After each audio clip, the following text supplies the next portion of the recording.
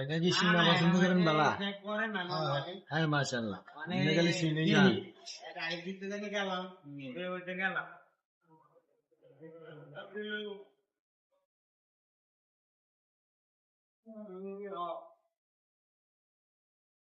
আমাদের মামা চলে যাচ্ছে প্রবাসে, তাই এই উপলক্ষে আমরা এখানে একটা আয়োজন করছি। দা এখন নিকুঞ্জ ঢাকা এইখানে হোটেলটা কেউ চাপ খাচ্ছে,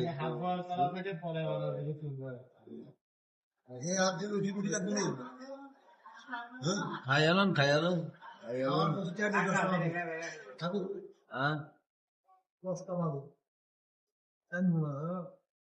এয়ারপোর্টে ঢুকবো কটায়?